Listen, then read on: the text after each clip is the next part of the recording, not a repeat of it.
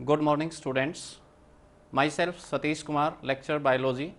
आज हम photosynthesis chapter के अंतर्गत C3 और C4 साइकिल के बारे में डिस्कस करेंगे। सबसे पहले scope of the lecture, to know about C3 cycle, to know about C4 cycle, to know about Crane's anatomy, to know the plants in which C3 and C4 cycle occurs. After this objective observations of the lecture, after this lecture students will be able to understand C3 cycle, C4 cycle, Crane's anatomy and difference between C3 and C4 cycle. तो इसमें सबसे पहले हम आपको C3 cycle के बारे में बताते हैं और मैं आपको बोर्ड पे इसकी डिस्कशन करता हूं। सबसे पहले C3 साइकिल हमारे पास है। इसमें डिस्कवरी कैसे हुई थी C3 साइकिल की, इसको कैसे डिस्कवर किया गया था C3 साइकिल को। ये आपको पता है कि प्लांट्स फोटोसिंथेसिस के दौरान कार्बन डाइऑक्साइड और वाटर की प्रेजेंस में ऑर्गेनिक फूड की सिंथेसिस करते हैं। तो इसमें कार्बन डाइऑक्साइड मेनली रिड्यूस होती है एज ए ग्लूकोज। इस कार्बन डाइऑक्साइड में अगर हम कार्बन को C14 लेके और तब प्लांट को देते हैं तो ये रेडियो एक्टिव कार्बन उस प्लांट के अंदर एज ए इंटरमीडिएट्स फिक्स होता है। तो इसमें क्लोरीला प्लांट पे ये एक्सपेरिमेंट किया गया था। क्लोरीला प्लांट को नॉर्मल कार्बन डाइऑक्साइड की बजाय क्या दी गई थी, रेडियो एक्टिव कार्बन डाइऑक्साइड। और जब इसको रेडियो एक्टिव कार्बन डाइऑक्साइड दी गई तो इसने कार्बन डाइऑक्साइड को यूज किया और यूज करके उसको एज ए इंटरमीडिएट्स फिक्स किया। अब इसमें प्लांट्स को क्या किया गया, 5, 10, 15 और 20 सेकेंड्स के बाद किल किया गया। कैसे किल किया गया, बाय बॉइलिंग इनटू मीथेनॉल। इसमें क्लोरीला प्लांट को 5, 10, 15 और 20 सेकेंड्स इस तरह से रेगुलर इंटरवल पे किल कर दिया जाता है by burning in methanol. Methanol में जब हम बर्न करते हैं तो इसके एंजाइम्स इनएक्टिव हो जाते हैं। तो उसके बाद जो क्लोरीला प्लांट जिसको किल किया गया था, जो फर्स्ट ऑफ ऑल 5 सेकेंड के बाद जिसको किल किया गया था, उसको क्या कर लेते हैं हम, होमोजिनाइज कर लेते हैं और सेंट्रीफ्यूज। अब होमोजिनाइज और सेंट्रीफ्यूज करके जो हमारे पास सॉल्यूशन बनता है उससे हम क्रोमेटोग्राफी के द्वारा उसको सेपरेट कर लेते हैं बाय क्रोमेटोग्राफी, और फिर उसको एक्सरे फिल्म से एक्सपोज करते हैं हम। जब एक्सरे फिल्म से एक्सपोज करेंगे तो उसमें जो रेडियो एक्टिव, जो हमने बताया था कि कार्बन 14 लिया था, वो रेडियो एक्टिव कार्बन उसके अंदर अपीयर होता है as a dots, radioactive dots. फिर उस सब्सटेंस को हम मैच कर लेते हैं स्टैंडर्ड पेपर के साथ और उससे हम ये डिटेक्ट कर लेते हैं कि कौन सा सब्सटेंस हमारे पास फॉर्म हुआ है प्लांट्स के अंदर। अब वो सब्सटेंस जो प्लांट्स के अंदर फॉर्म हुआ है वो क्या बना था, एक अनस्टेबल सब्सटेंस बना था, 2 कार्बोक्सी 3 कीटो 1,5 बाइफॉस्फो राइबोटोल, ये सब्सटेंस बना था। लेकिन ये अनस्टेबल था। तो पहला स्टेबल सब्सटेंस इसके बाद जो बनता है वो है 3PGA, 3 फॉस्फोग्लिसरेट, जो 3 कार्बन कंपाउंड है। इसीलिए इस साइकिल को हम C3 साइकिल कहते हैं, क्योंकि जो पहला स्टेबल प्रोडक्ट बना वो 3 कार्बन का था, इसलिए इसको C3 साइकिल हमने कहा है।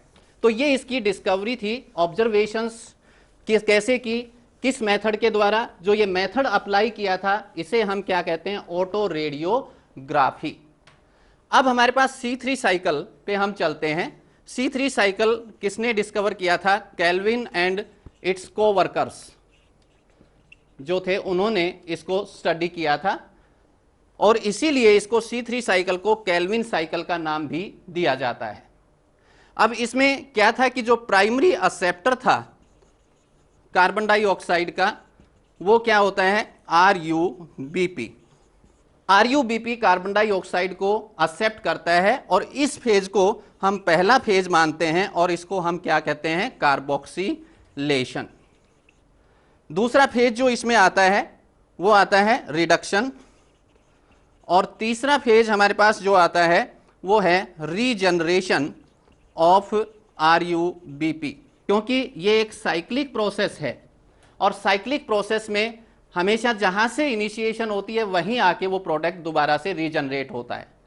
तो इसमें पहला जो हम कार्बोक्सिलेशन स्टेप बता रहे थे वो मैं साइकिल के थ्रू आपको डिस्कस कर देता हूं कि किस तरह से हमारे पास ये कार्बोक्सिलेशन होता है, रिडक्शन होता है और फिर हमारे पास रीजनरेशन होता है।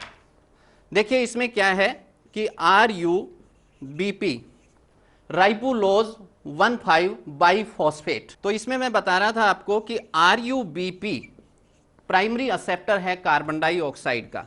ये RUBP कार्बन डाइऑक्साइड को एक्सेप्ट करता है in presence of enzyme rubisco. इसे RUBP कार्बोक्सिलेज भी कहते हैं, लेकिन RUBP कार्बोक्सिलेज की ऑक्सीजनेशन कैपेसिटी भी होती है, इसलिए इसको हम रूबिस्को कहते हैं मोर करेक्टली।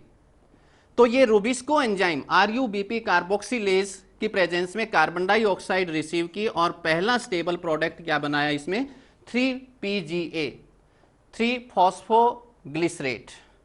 अब ये 3PGA हमारे पास रिडक्शन प्रोसेस के थ्रू दूसरा जो प्रोसेस होता है ये हमारे पास पहला स्टेप है। एक बात मैं और बता देता हूं आपको कि जो रूबिस्को एंजाइम है ये लिविंग वर्ल्ड के अंदर सबसे ज्यादा अमाउंट में प्रेजेंट होता है किसी भी लिविंग सेल के अंदर। इसमें रूबिस्को का एक तरह से 16% टोटल प्रोटीन पाई जाती है इसमें, जो मैक्सिमम है। अब दूसरा फेज हमारे पास आता है रिडक्शन।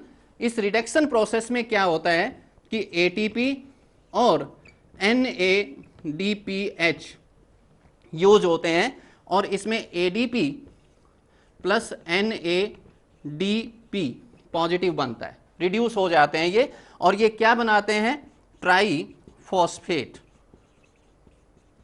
बना लेते हैं। अब ट्राईफॉस्फेट बन गए और इसके अलावा यहां हमारे पास सुक्रोज और स्टार्च की फॉर्मेशन हो जाती है। तो इस तरह से इस प्रोसेस में सुक्रोज या स्टार्च हमारे पास बन गया एज ए एंड प्रोडक्ट, और ट्राईफॉस्फेट जो है ये दोबारा से RUBP में रीजनरेट हो जाता है by utilisation of ATP molecule into ADP। तो ये हमारे पास तीसरा प्रोसेस है जिसमें RUBP रीजनरेट हो गया। 3 स्टेप बताए हैं हमने। फर्स्ट स्टेप क्या है कार्बोक्सिलेशन, ये स्टेप हमारे पास यहां तक है जिसमें RUBP ने कार्बन डाइऑक्साइड को रिसीव किया in presence of enzyme rubisco और पहला स्टेबल प्रोडक्ट क्या बना 3PGA। अब 3PGA जो है ये रिड्यूस होता है रिडक्शन प्रोसेस के थ्रू, हमारे पास ट्राईफॉस्फेट्स बनाता है ये by utilisation of ATP and NADPH। फिर तीसरे स्टेप के अंदर हमारे पास क्या हुआ कि ट्रायोज फॉस्फेट जो है इससे हमारे पास RUBP की रीजनरेशन हो गई दोबारा से, और ये RUBP फिर एक नया साइकिल शुरू करने के लिए तैयार होता है। तो इस तरह से ये हमारे पास C3 साइकिल था।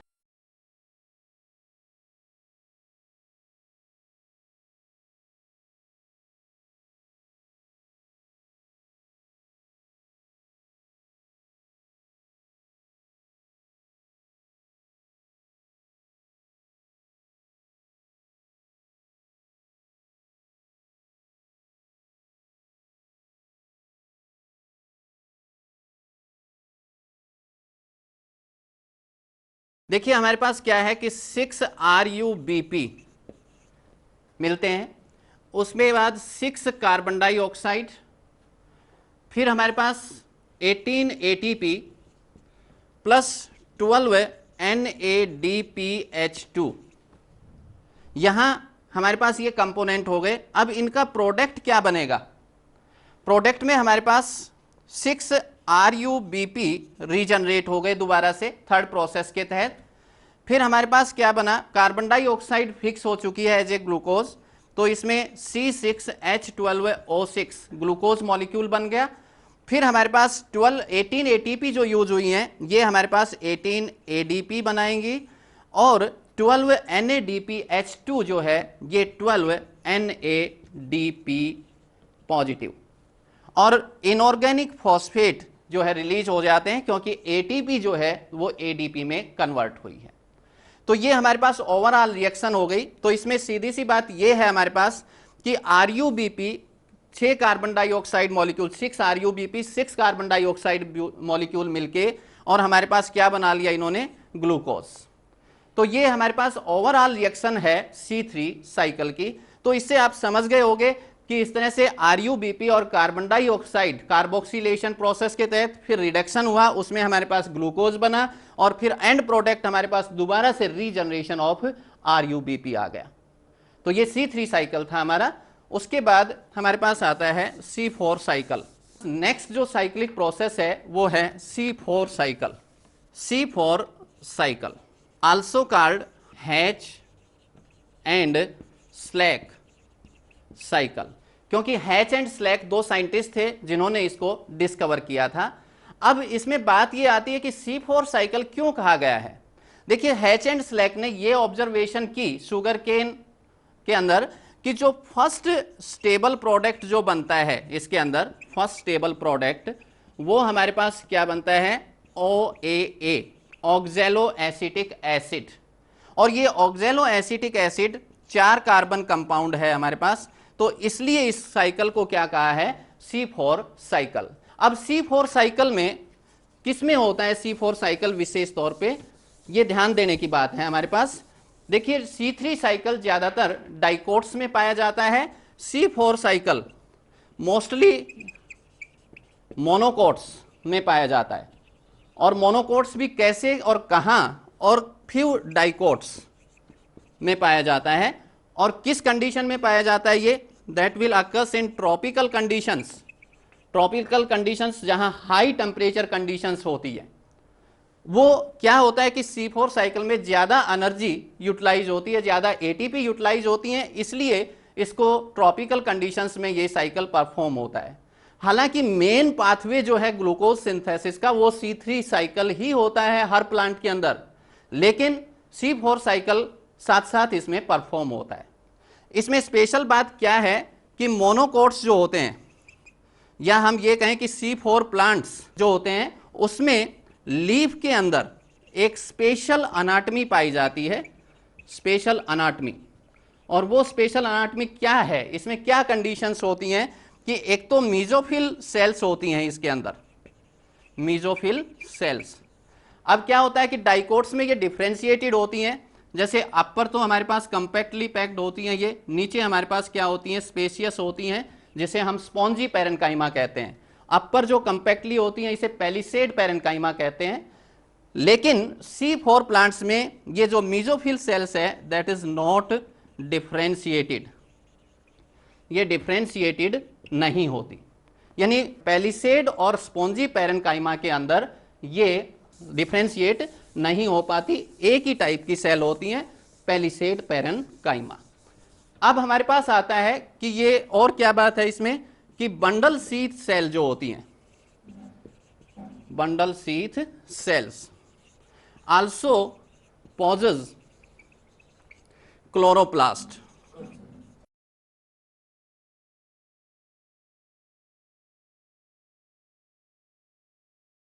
तो अब हम C4 साइकिल के बारे में डिस्कस कर रहे हैं। तो C4 साइकिल के बारे में मैं आपको बेसिक आइडिया दे देता हूं कि C4 cycle hatch and slack scientist थे, उन्होंने डिस्कवर किया था। उन्होंने पाया कि कुछ मोनोकोट प्लांट्स लाइक सोरगम में जो पहला स्टेबल प्रोडक्ट बनता है वो है ऑक्जेलो एसिटिक एसिड, जो 4 कार्बन कंपाउंड है, इसलिए इसको C4 साइकिल कहा है। C4 साइकिल जनरली मोनोकोट्स में पाया जाता है, लेकिन कुछ डाइकोट्स में भी पाया जाता है जो ट्रॉपिकल कंडीशंस में ग्रो होते हैं। अब ट्रॉपिकल कंडीशंस क्या है, जहां हाई टेम्परेचर कंडीशंस होती हैं उन्हें ट्रॉपिकल कंडीशंस कहते हैं। अब C4 प्लांट्स के अंदर विशेष अनाटमी होती है लीफ के अंदर। उस अनाटमी में क्या है कि mesophyll cells are not differentiated. Differentiated का मतलब क्या है कि जैसे जनरली C3 प्लांट्स के अंदर क्या होता है कि मीजोफिल सेल्स पैलिसेड और स्पॉन्जी पैरेन्काइमा में डिफ्रेंशिएट हो जाती हैं, लेकिन C4 प्लांट्स में केवल पैलिसेड पैरेन्काइमा पाया जाता है, स्पॉन्जी पैरेन्काइमा नहीं पाया जाता। तो मैं आपको बता रहा था कि मोनोकोट लीव्स के अंदर जो लीफ अनाटमी है, मीजोफिल सेल्स, वो डिफ्रेंशिएट नहीं होती, उसमें केवल पैलिसेड पैरेन्काइमा पाए जाते हैं, स्पॉन्जी पैरेन्काइमा नहीं पाए जाते। और दूसरी बात इसमें क्या है कि C4 प्लांट्स के अंदर बंडल शीथ सेल जो होती है उनमें भी क्लोरोप्लास्ट पाया जाता है। तो इस तरह की जो अनाटमी जिसमें मीजोफिल सेल्स डिफ्रेंशिएट नहीं होती और बंडल शीथ सेल के अंदर क्लोरोप्लास्ट पाया जाता है, उसे हम क्या कहते हैं, क्रेंज अनाटमी। ये C4 प्लांट्स की एक कैरेक्टरिस्टिक है कि इसमें एक क्रेंज अनाटमी पाई जाती है। अब इसमें मैं बता रहा था आपको कि पहला स्टेबल प्रोडक्ट तो 4 कार्बन कंपाउंड है जिसे ऑक्जेलो एसिटिक एसिड कहते हैं। तो इसमें primary acceptor of carbon dioxide क्या होगा, इसमें एंजाइम कौन सा यूज होगा, ये बातें हमें जरूरी ध्यान देने लायक हैं। तो इसमें प्राइमरी एक्सेप्टर जो कार्बन डाइऑक्साइड का होता है वो है PEP, फॉस्फोइनोल पाइरूवेट। ये फॉस्फोइनोल पाइरूवेट कार्बन डाइऑक्साइड को रिसीव करता है in presence of enzyme PEPcase या PEP कार्बोक्सिलेज। और इसमें जो पहला प्रोडक्ट जो बन गया वो क्या बन गया, ऑक्जेलो एसिटिक एसिड। अब ऑक्जेलो एसिटिक एसिड से मैलिक एसिड बनता है और मैलेट बनता है, और मैलेट से हमारे पास पाइरूवेट बनेगा। लेकिन जब मैलेट से पाइरूवेट बनता है तो कार्बन डाइऑक्साइड रिलीज हो जाती है और वो carbon dioxide bundle sheath cell के अंदर C3 साइकिल को परफॉर्म करेगी। फिर पाइरूवेट फॉस्फोराइलेशन के थ्रू दोबारा से रीजनरेट हो जाता है एज फॉस्फोइनोल पाइरूवेट। लीजिए मैं आपको ये साइकिल बोर्ड पे समझा देता हूं कि कैसे C4 साइकिल परफॉर्म होता है। इसमें हमारे पास C4 साइकिल, मैंने आपको बताया था कि PEP इसका प्राइमरी एक्सेप्टर है और ये प्राइमरी एक्सेप्टर कार्बन डाइऑक्साइड को रिसीव करता है और कार्बन डाइऑक्साइड रिसीव करके इसमें जो पहला स्टेबल प्रोडक्ट बनता है वो है ऑक्जेलो एसिटिक एसिड। ये ऑक्जेलो एसिटिक एसिड हालांकि रिवर्सिबल रिएक्शन परफॉर्म करता है एस्पार्टिक एसिड के साथ। अब ऑक्जेलो एसिटिक एसिड अंडरगो डिहाइड्रोजिनेशन, यानी इसमें NADPH2 यूज होता है और NADP पॉजिटिव में कन्वर्ट होगा और इसमें हमारे पास क्या बनेगा, मैलेट। अब मैलेट से हमारे पास क्या बनता है, पाइरूवेट। अब पाइरूवेट बनेगा तो इसमें डी कार्बोक्सिलेशन होगी, यानी कार्बन डाइऑक्साइड रिलीज होगी। ये कार्बन डाइऑक्साइड जो रिलीज हुई ये हमारे पास C3 साइकिल परफॉर्म करती है। तो मेन जो फोटोसिंथेटिक पाथवे है इसके अंदर भी C3 साइकिल ही है, ये side by side C4 cycle भी चलता रहता है।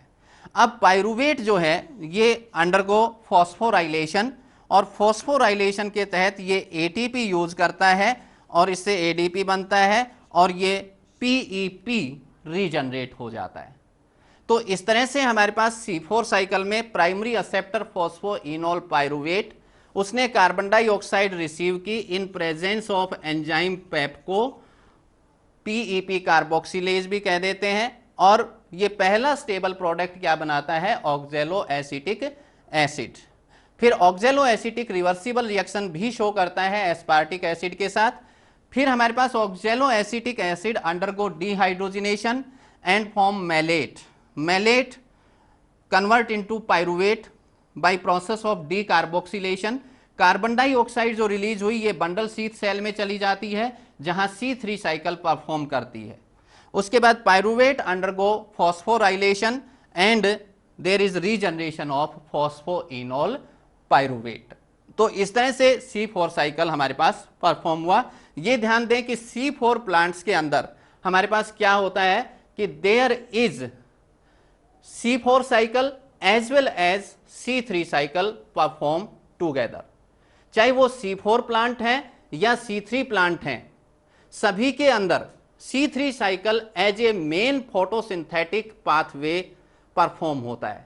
C4 साइकिल एक characteristically side by side pathway होता है, लेकिन मेनली जो ग्लूकोज सिंथेसाइज होता है वो C3 हो या C4 हो, उसमें C3 साइकिल के थ्रू ही हमारे पास परफॉर्म होगा।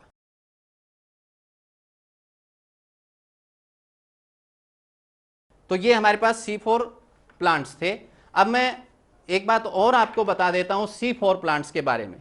देखिए, आप साइकिल में देख रहे हो कि फॉस्फोइनोल पाइरुवेट से क्या बना, ऑक्जेलो एसिटिक एसिड, एसिड है। मैलेट या मैलिक एसिड बना, वो भी एसिड है। पाइरुवेट या पाइरुविक एसिड बना, वो भी एसिड है। तो ये प्लांट्स हाई सैलिनिटी कंडीशन के अंदर ग्रो हो सकते हैं। यानी सीधी बात यह है कि एसिड होने की वजह से ये बेस जो बेसिस होते हैं या साल्ट होते हैं उनको न्यूट्रलाइज कर देते हैं। उसके बाद इसके अंदर फोटो रेस्पिरेशन प्रोसेस नहीं होता, जबकि C3 प्लांट्स के अंदर फोटो रेस्पिरेशन परफॉर्म होता है, क्योंकि जो RuBP कार्बोक्सिलेज है that have also RuBP oxygenase activity, लेकिन PEP कार्बोक्सिलेज के अंदर ऑक्सीजनेशन की एक्टिविटी नहीं होती, तो इसलिए इसमें फोटो रेस्पिरेशन नहीं होता। फोटो रेस्पिरेशन एक इनहिबिटरी पाथवे है जो फोटोसिंथेटिक प्रोडक्ट की यील्ड को कम कर देता है।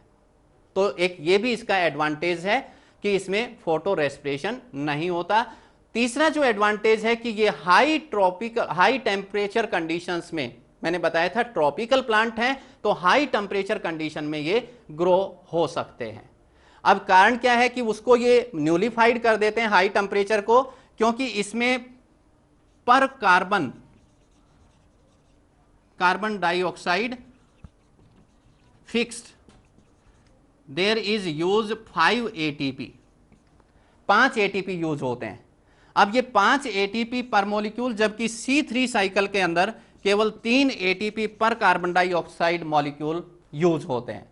तो इस तरह overall 6 carbon dioxide molecule use हुए, और वो 6 कार्बन डाइऑक्साइड मॉलिक्यूल हमारे पास C3 में 18 ATP यूज करेंगे, 18 ATP, जबकि C4 में हमारे पास 30 ATP यूटिलाइज करेंगे। तो ये ज्यादा ATP या एनर्जी यूज हो रही है, ये हाई टेम्परेचर कंडीशन को न्यूलिफाइड कर देती है। अब मैं थोड़ा सा आपको डिफरेंस की तरफ ले चलता हूं कि C3 और C4 साइकिल के अंदर मेन डिफरेंस क्या है। तो इसमें C3 साइकिल जो परफॉर्म हुआ उसमें प्राइमरी एक्सेप्टर क्या था, RuBP, और RuBP से जो कार्बन डाइऑक्साइड रिसीव हुई, पहला स्टेबल प्रोडक्ट क्या बना, 3PGA, 3 फॉस्फोग्लिसरिक एसिड, जो 3 कार्बन कंपाउंड था। तो इसमें RuBP एक्सेप्टर हो गया, रूबिस्को एंजाइम हो गया, और पहला स्टेबल प्रोडक्ट क्या बन गया, 3PGA।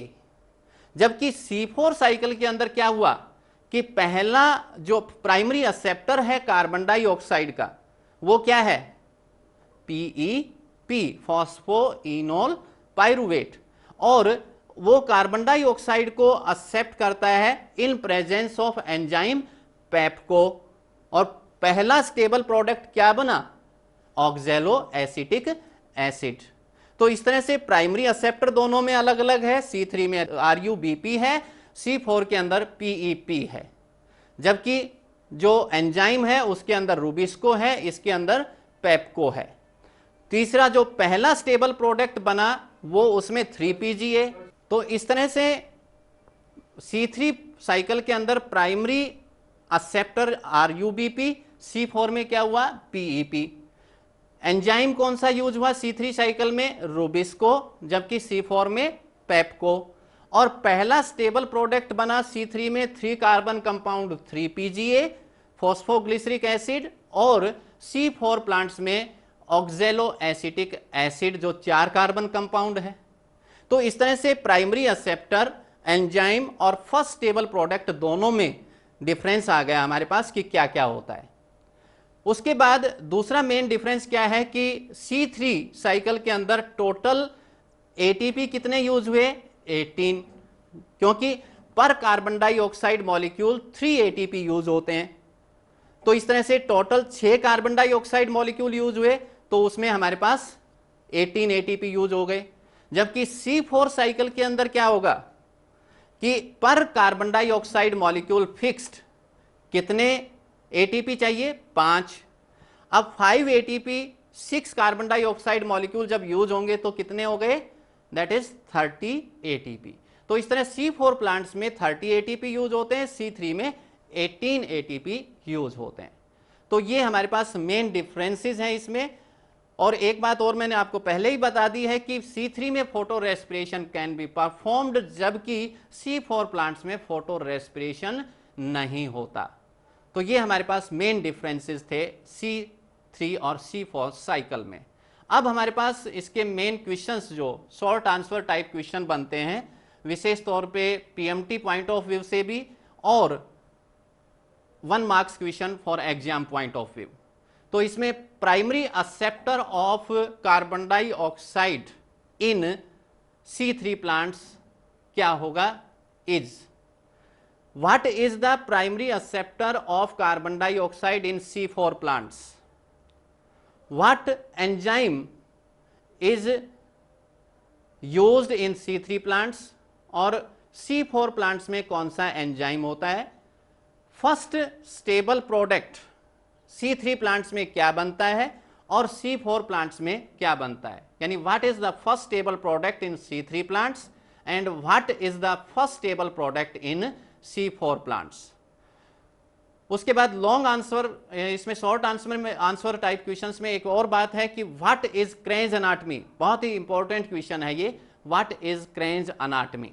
तो मैंने आपको बताया भी था कि क्रेंज एनाटमी जिसमें मीसोफिल सेल्स डिफ्रेंशिएट नहीं होती और bundle sheath cell also contain chloroplast, तो उसे हम क्या कहते हैं, क्रेंज एनाटमी। फिर हमारे पास लॉन्ग आंसर टाइप क्वेश्चंस में आ जाते हैं कि describe the C3 cycle in detail, और क्वेश्चन है describe the C4 cycle in detail.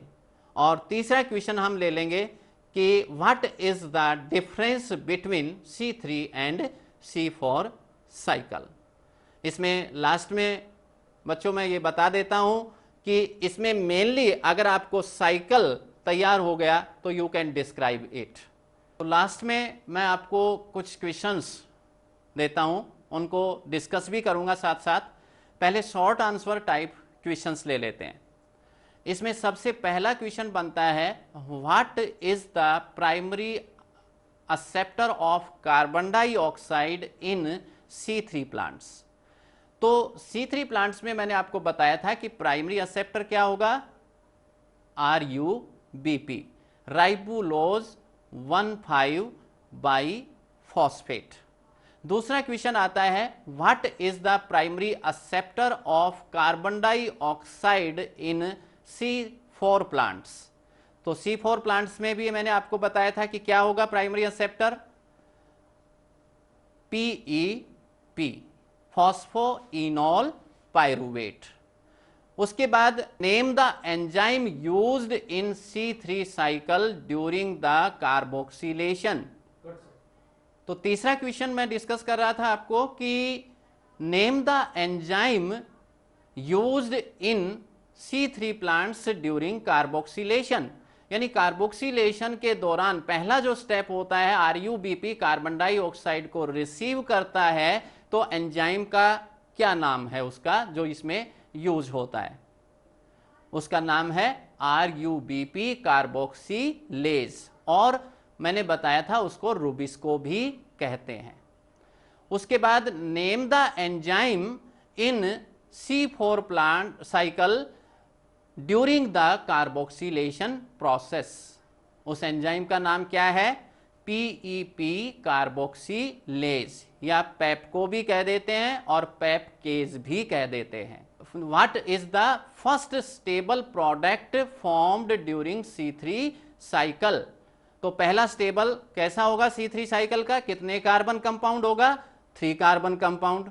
नाम क्या है उस फर्स्ट स्टेबल प्रोडक्ट का, 3PGA, 3 फॉस्फोग्लिसरिक एसिड। फिर हमारे पास दूसरा क्वेश्चन C4 साइकिल से आता है कि what is the first stable product formed during the C4 cycle. तो C4 साइकिल में पहला स्टेबल प्रोडक्ट कितने कार्बन कंपाउंड होगा, 4 कार्बन कंपाउंड। उस फर्स्ट स्टेबल प्रोडक्ट का नाम क्या है, oxalo acetic acid, oxalo acetic acid. तो इस तरह से ये पहला स्टेबल प्रोडक्ट हो गया। तो 3 क्वेश्चन बन गए। नेक्स्ट क्वेश्चन हमारे पास है व्हाट इज द क्रेंज अनाटमी। तो क्रेंज अनाटमी सबसे पहली बात तो किस में पाई जाती है, C3 या C4 प्लांट्स में। Kranz anatomy occurs in C4 plants. अब C4 प्लांट्स में उसका कैसी होती है, ये क्या डिफ्रेंशिएशन होता है। तो क्रेंज अनाटमी में हमारे पास mesophyll cells will not differentiate into palisade and spongy parenchyma, उसमें केवल पैलिसेड पैरेन्काइमा पाया जाता है। और दूसरी बात क्या है कि C4 प्लांट्स के अंदर bundle sheath cells possess chloroplast. तो इस तरह की जो अनाटमी होती है उसे क्या कहेंगे, क्रेंज अनाटमी। तो ये मेन क्वेश्चंस थे। इसमें आपसे एक बात और मैं शेयर करता हूं कि एंड प्रोडक्ट हमारे पास क्या होगा C3 या C3 साइकिल का, तो वो है ग्लूकोज। यानी कि फूड जो हमारे सिंथेसाइज होता है प्लांट्स के अंदर वो किस फॉर्म में होगा, in the form of glucose. Transport किसकी फॉर्म में होता है, फॉर्म ऑफ सुक्रोज। और स्टोरेज किसकी फॉर्म में होगा, in the form of starch. ये बात ध्यान रखना कि formation of food occurs in the form of glucose, transportation of food occurs in the form of sucrose and storage of the food occurs in the form of starch. अब कुछ long answer questions क्या बनते हैं इसमें। Mainly पहला question तो बनता है इसमें describe the C3 cycle in detail. तो C3 साइकिल में मैंने आपको 3 फेज बताए थे, कार्बोक्सिलेशन पहला फेज, दूसरा फेज रिडक्शन और तीसरा फेज हमने क्या बताया था, that is regeneration of RUBP। फिर हमारे पास आता है describe the C4 cycle in detail. तो C4 साइकिल में प्राइमरी जो एक्सेप्टर है कार्बन डाइऑक्साइड का PEP हो गया, first stable product oxalo acetic acid हो गया। Oxalo acetic acid undergo dehydrogenation, क्या बनाता है, मैलेट। मैलेट से हमारे पास क्या होता है, डीकार्बोक्सिलेशन, जो पायरुवेट, और pyruvate undergo phosphorylation, that will form PEP। और नेक्स्ट क्वेश्चन इसमें है कि differentiate between C3 and C4 cycle. तो ये मैंने आपको डिस्कस कर दिया था। तो ये था हमारे पास about C3 and C4 cycle. Thank you.